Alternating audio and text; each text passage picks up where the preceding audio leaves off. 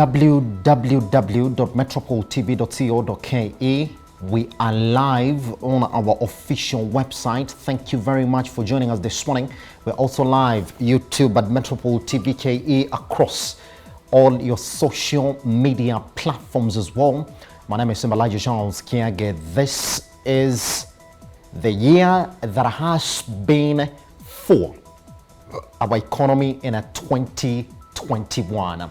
Indeed, we are going back to how 2021 has been, and especially this morning we focus on the real estate sector in the country.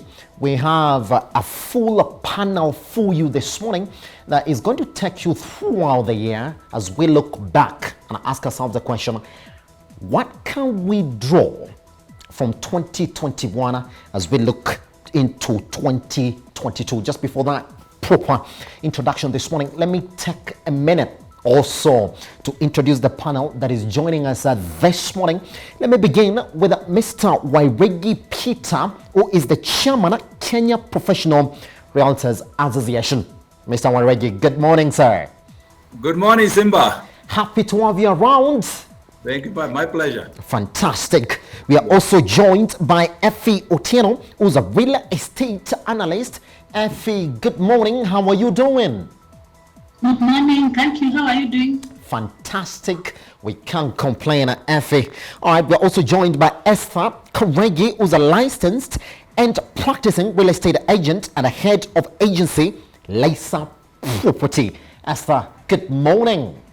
Good morning. How are you? Fantastic. Happy to have you around, Esther. We are also joined by Stephen Juma, who is a research and a deal origination analyst, Superior Homes, Kenya.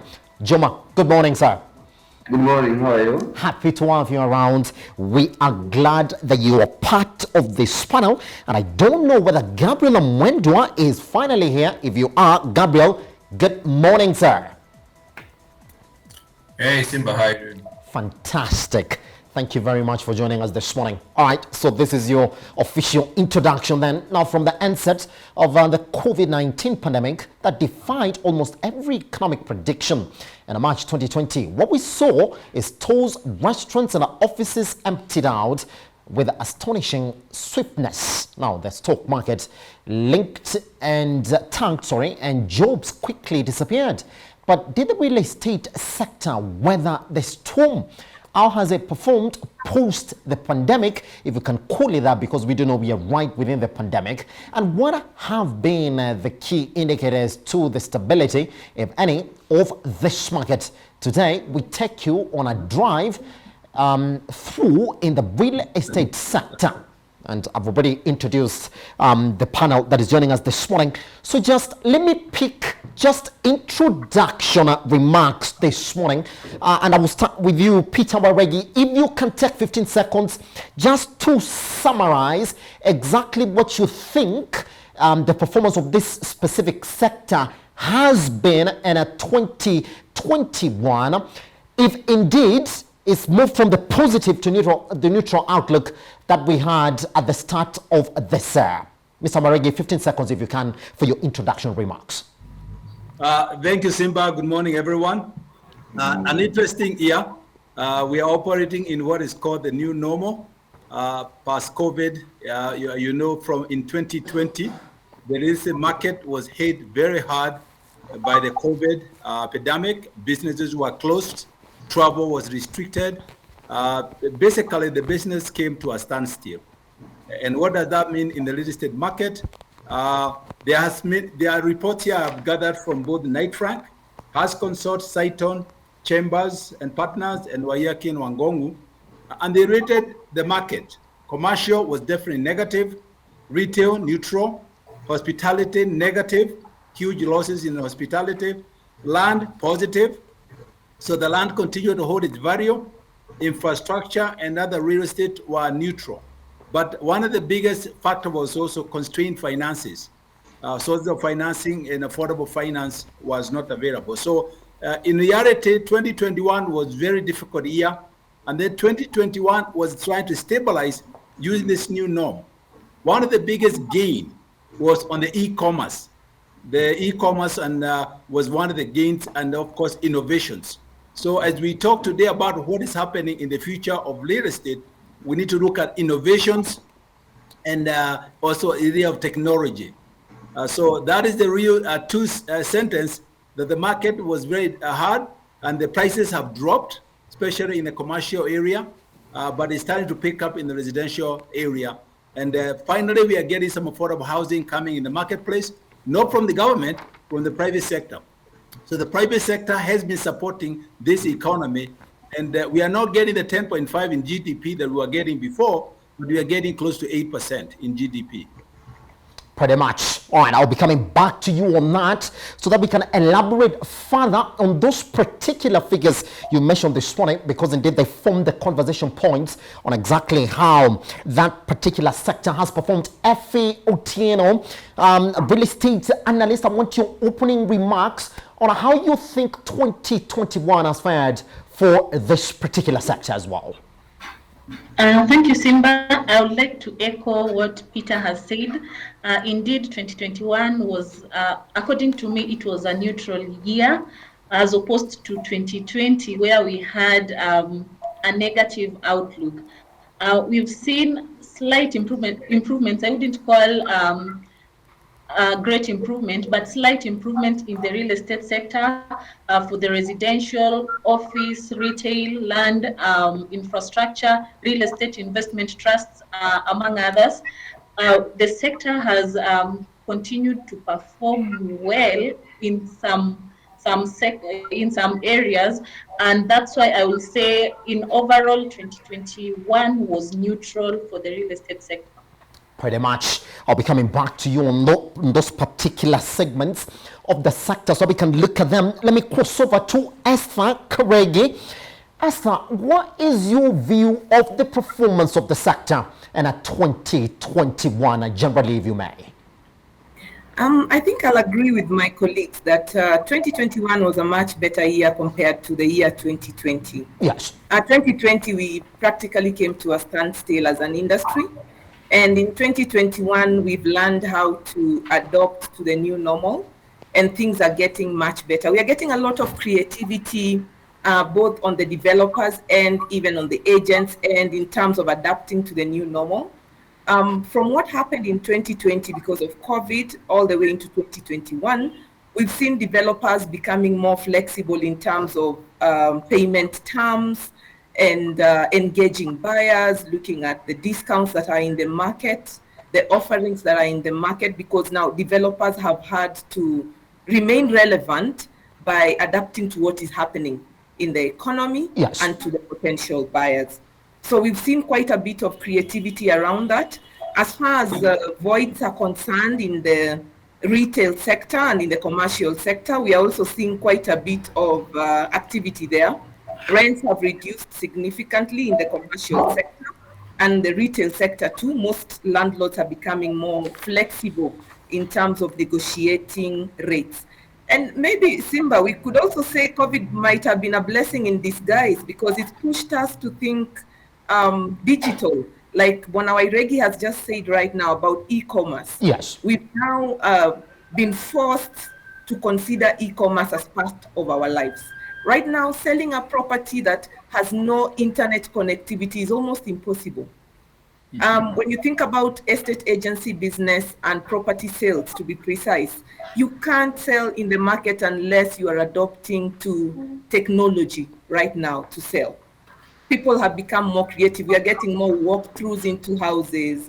We are getting more social media activity and interest in that line. And even the ministry itself was also pushed to push the digitization agenda after the COVID-19 pandemic. Yes. Maybe we can say it could have been a blessing in disguise because it helped us to think outside the box as an industry. Pretty much. I'll be coming back to that on specifically what has been selling on your end, because from Mr. Wairegi's remarks, there was only one positive, and that was the land specific segment. All right, we're going to cross over to Gabriel this morning. Gabriel, from an investment perspective, What has been the selling point when it comes to the real estate sector? Thank you, Simba. I think we can say that, this previously people keep saying that real estate is a long-term investment, etc. And I think during this pandemic time, that perception or statement was put to the test. Because you see, ideally, if you're investing in real estate, then short term, 12 month, 18 month, 24, even maybe 36-month shocks should not be of significant impact. And I think we've seen a significant impact on the investor side, on the investor thinking, as well as on the thinking of the other players. So that has shown that real estate is not, or rather very commercial real estate, whether it's household steel, any investment in real estate that is done with a commercial point of view, cannot then be done without planning for any interim shocks, or without sort of buffers that can help you survive even within short-term periods. So I think from an investment period, that's what players in that field are looking at properties that can absorb shocks now, and not just sort of buy or invest and hold with no mitigation strategies in place. I think now that's the thinking, and those are the properties that people are looking out for, and it sort of ties in with what the other panelists are saying in terms of innovation, new products, quality improvement, etc. It sort of ties to that because we're now in a differentiation phase where whoever is different is whoever is going to be picked. Pretty much. Gabriel, I'll be coming back to you on that as well. So we can talk about the exposure of this particular sector and whether we can actually look at the performance of Centum and the HF, for instance, on the NSE and say that has been the general feel about this particular sector, especially when it comes to our market. Let me lastly cross over to Stephen Ajuma, who's a research and a deal origination analyst, Superior Homes Kenya. Stephen, good morning, sir. And can we have your opening sentiments on exactly what you feel the performance of this particular sector has been in 2021? I can go back to 2020. It's been a challenge to the real estate industry, actually to the stakeholders. But 2021, there's been a bit of improvement. There's a lot of growth. Compared to 2020, where there's a lot of challenges, people are living in uncertainty, there's no flow of money, people lost the job, people live in fears, they don't know what's going to happen next, and people don't want to invest in real estate. But come to 2021, there's a big improvement in the industry. But all have been saying that there have been challenges in 2021 because of COVID and all that. But I have to say that COVID has trained us to do things in different ways, like technology. Nobody thought of embracing technology of like 100 or 80% in the industry. Actually, one of my colleagues would just say that right now to sell a property without going digital, it become a big problem in the market. That's one of the things that the pandemic has helped us to embrace. Number two is to become innovative. Look at what do we invest in? We invest on things that can be able to attract, bring value in the market, can be able to satisfy the need of our customers, so that we don't just invest because we want to invest or we want to make society become happy. We specialize in areas that will be able to satisfy the need of our customers, bring us value in the market and all that. So in all matters, we're talking of challenges, the COVID, but they also just train us to adapt to new ways of doing things and to move forward. Fantastic. All right, that's why we were. Seems like we are all on the same ground, especially when it comes to the performance of the real estate sector 2021. Now let's get into the gist of that as well. I'd like to open with you, Mr. Wabegi Peter, the chairman of Kenya Professional Realtors Association. Interesting stats, especially when we talk about that particular segment. Let's begin with the commercial residential property, because that has been an area throughout that has been underperforming within the Kenyan market. Good. We do know that the rental market is exactly what leads this particular segment, and that has been throughout the entire time. Now, Mr. Mweregi, when we talk about general performance of this particular area, can we say that the only reason why only 20% of homeowners being in the country right now, just 20% of those people who actually have properties, own them on a personal level, has been down to the underdeveloped mortgage market? Does it start from there and end there, or there are other factors that we can look into, Mr. Mweregi? I missed part of your question. I had to go get my charging cable. Let me refresh it again. Yes, yes. Happens again. So only 20% own homes that they live in within the country. Now, rental segment is the one that leads within that particular residential property segment. So question being then, if that has been the case for a long time now, Mr. Mweregi, can we then say that the only reason that these numbers are not changing, and they're not going to change soon, is because of the underdeveloped mortgage segment within the country? I agree with your comment, and this topic we have been talking about it for the last couple of years. Yes. In terms of the mortgage and uptake in this country is very low. It's around 20%. The mortgage uptake in developed country is around 80 to 90%. If we have about 28,000 mortgages in the entire country, I personally did about 10,000 mortgages with just one small company in Ohio. So I'd have done almost 50% personally for the mortgages in this country. But the lack of mortgage uptake is based on two things. Number one, in Kenya, we don't have secondary market. So we don't have mortgage-backed securities which provide the additional funding needed for secondary market. We don't have a Fannie Mae, a Freddie Mac, or a Ginnie Mae. The mortgage structures in developed country, they are divided among the government has to take care of their people, the civil servants, through the Fannie Mae, Ginnie Mae, and the VA loans. So we don't have that. The lack of secondary market is because of cost of funds. One of the big factor, Simba, is the cost of money. The cost of money in this country is very expensive and prohibitive. So the reason many people don't take mortgages because they are not affordable. So one of the solutions for that, Simba, is to get affordable financing. So what is the answer to affordable finance? And I think the lady from Lisa Property talked a little bit. The developers need to use purchase money mortgage, meaning that some of the developers may have to finance some of their own projects. A lot of the investors, Mivido being one of them, Actis from South Africa and others, as they're selling property, they also provide financing. Yes. Whether it's property that are under construction or property that are finished. So they actually get what is called construction financing, and then they get end financing by selling it to the buyers now. So the mortgage uptake has been low. It will continue to be low. Even with the introduction of Kenya Refinance Mortgage Corporation, which is helping to fix that gap, you can see that the uptake is still low because the cost is still high. So the answer to this mortgage issue is the cost of money.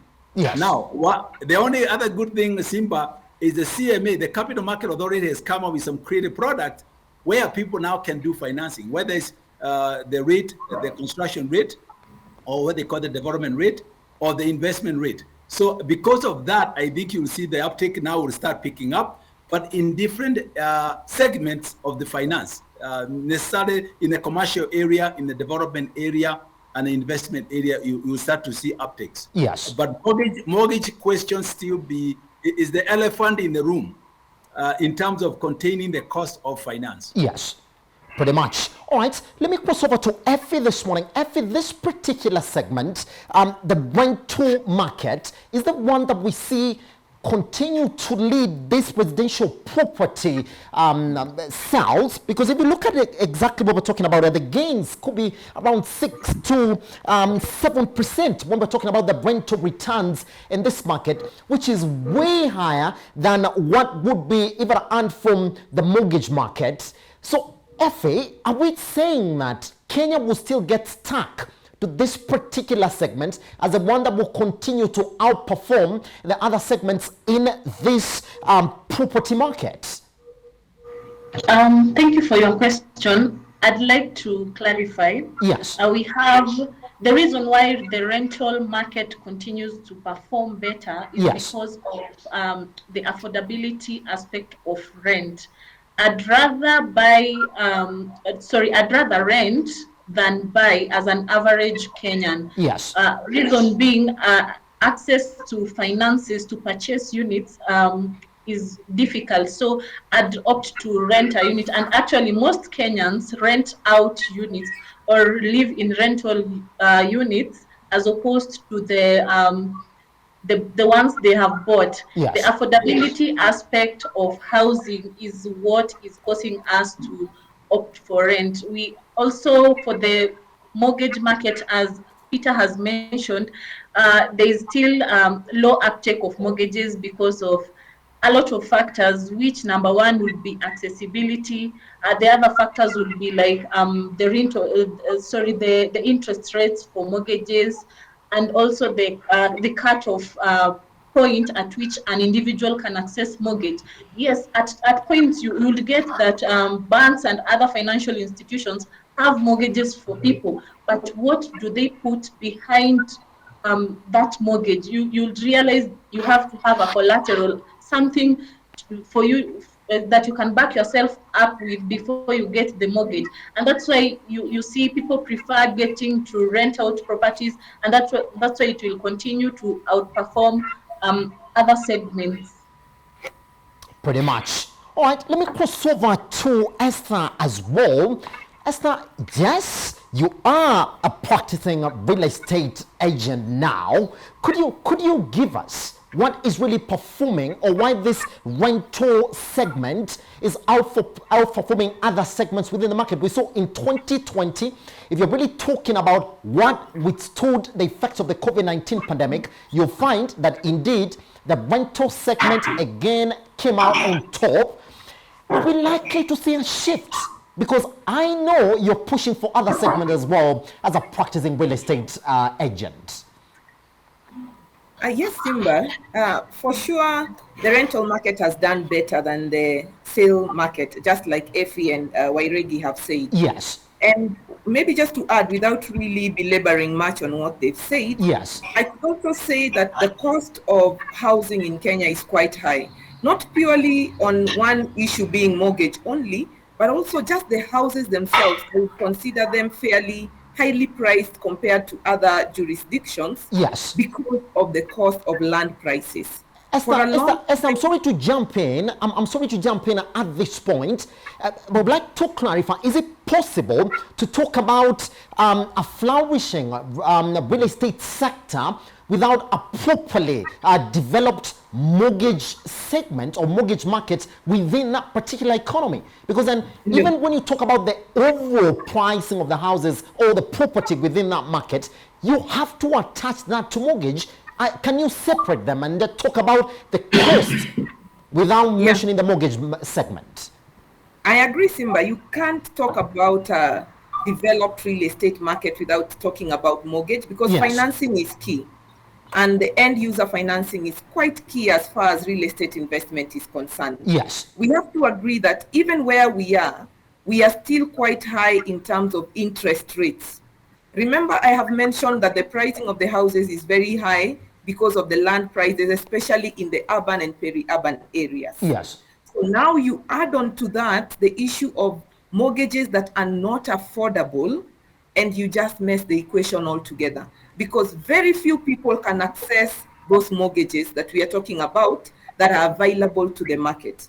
And as I mentioned as I was starting, I think it's about time that developers start thinking about financing their own projects through tenant purchase schemes or rent to own arrangements, as opposed to us depending on the banking sector, which is very keen on making maximum profit from the money that they lend out. Yes. Secondly, I think the government has done quite a bit on this. I think the government also needs to come in very strongly in this area, because it's the responsibility of the government to make sure that every citizen has proper, accessible, and affordable housing that they can access to. Yes. Now, what I see the government doing through Bomayangu, through KMRC, through the Affordable Housing Plan, then that gives a ray of hope that at some point or the other, then many more Kenyans will be able to afford housing, because then we have plans that are accessible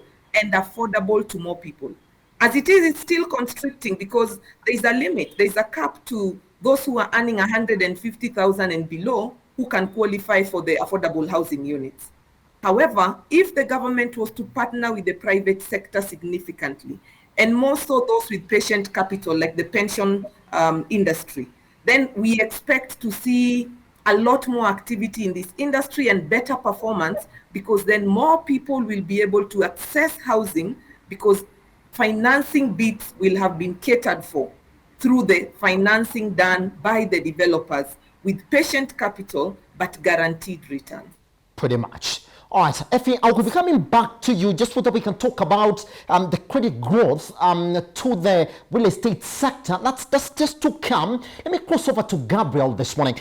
Gabriel, remember I asked you, I mean, if you are going to look at the performance of this particular sector, then you have to cast your eyes to the capital markets and see exactly the exposure that the real estate sector would have on the capital markets. And I would throw my eyes to HF and probably Centum as well. These are companies that have been struggling to make a mark in the market. As we know right now, HF struggling with capital adequacy issues. We are also looking at Centum that is also struggling with even the valuation of their stock on the NSA.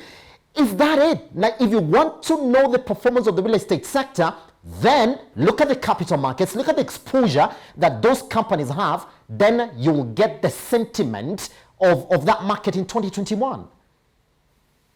Not really. Yes. I don't think those would be representative of what the real estate market is like. Yes. Reason being of the segments they play. So I think, unfortunately, housing finances just was left behind by time. Yes. You know, if you look at when their properties were developed and the price range, you'll find relatively newer properties than that at the same price range. So then there's some level of competition that outbids them. For Centum, I think it's too early to say. Yes. Obviously, we've seen their quality. Yes, they do quality. They're trying to price some of the developments, in the range of what would qualify as affordable housing. So that is yet to really play out, because I think it's still the high-end ones that are up to sell, the ones that are rivers. I don't think the others are really still off plan, and Kenyans are still waiting for some movement in that space. I think what Centum tells us most about it is in terms of financing. Now you have Centum, which has access to the capital market, but what's their choice of financing, their source of capital?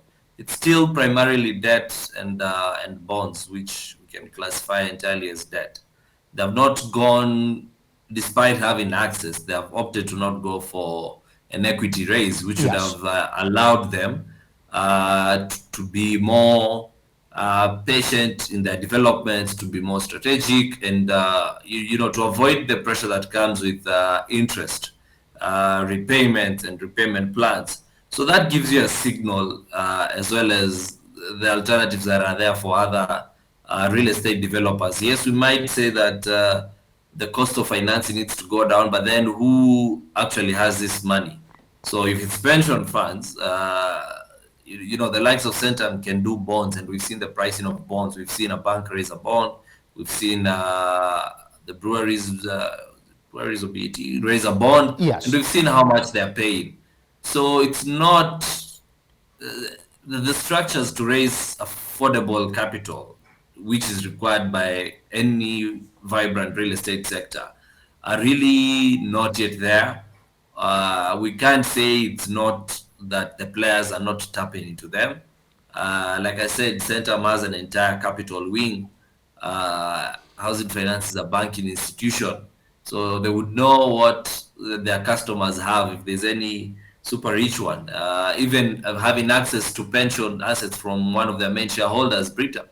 So it tells you that there's still a very big gap. Yes. And one is because, and we still go back to the issue of government competition. Again, real estate, how I look at real estate is, and the reports will back this, is that from rental income, you expect about, depending on the kind of property, 5 to 7%, some may be lower, very few higher. And then on capital gains, on average, let's say 3 to 5% a year. Of course, the 3 to 5% a year might delay, and then it comes in a windfall where 1 year you even maybe have the price appreciate by 10% or more. But that's the average of a long-term period. So it comes to a total of 10 to 12%. So if that's the return you're looking at, and remember, a portion of it is not even in cash form, you're competing against what kind of assets? Yeah, you're competing against, if you're talking about government bonds for the same pension funds and banks that you're talking about, we're talking 12% in cash on an annual basis. Yes. So that's a challenge we need to address, whereby all potential financiers need to be motivated to actually set aside funds for the real estate investments, because one, remember, real estate is one of the few sectors that provides tangible security, even for individuals like you and me, which becomes very useful when you have your small business and you need some debt facility. Then, of course, from the African heritage perspective, we can't set aside the cultural element of real estate and owning land or property. It also plays a key role in driving the interest in that market. So I think for me, the gap in the gap so that real estate can actually pick up is what has been pointed out, the cost of financing. And I don't think the capital markets has actually made headway in coming up with a solution for that.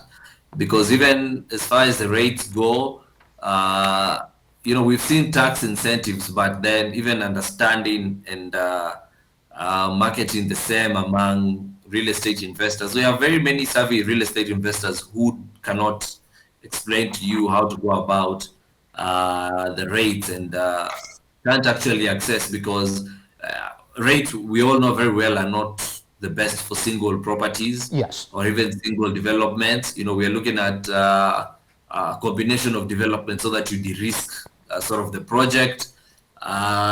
So we have a few challenges, and I think until money can flow easily and well below, let's say at the rate of what dollars are borrowed at, say 6 to 7%, say maybe 8%, I think that's when we'll say we are making some headway. But at the current cost of mortgages, we're still going to see the same sluggish performance. Pretty much. I would just beg that before we introduce Stephen Juma to the conversation. Now, Stephen, millennials represent the large group of first-time home buyers. If these are the people that you're trying to get deals from, Juma, does the market speak to that? And once we come from this break, that's exactly what we should be tackling with Stephen Juma, and also then asking ourselves the question, if we are talking about the cost of financing within the country, when are we going to evaluate some of the government initiatives like the KMRC and also the affordable housing initiative that started way back? Has it had any effect, if any, really, to spur investment and reduce the cost of credit within the real estate sector in the Kenyan economy? Once we come back here on Business AM, you are watching Metropole Television. My name is Simba Elijah Charles Kienge. We'll be back shortly.